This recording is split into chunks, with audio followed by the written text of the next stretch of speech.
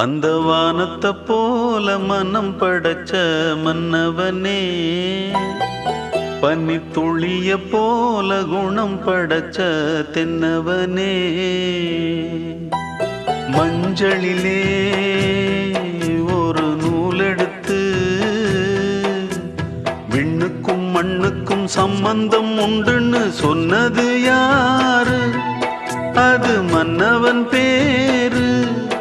அந்த வானத்தை போல மனம் படைச்ச மன்னவனே, பனித்துளிய போல குணம் படைச்ச தென்னவனே.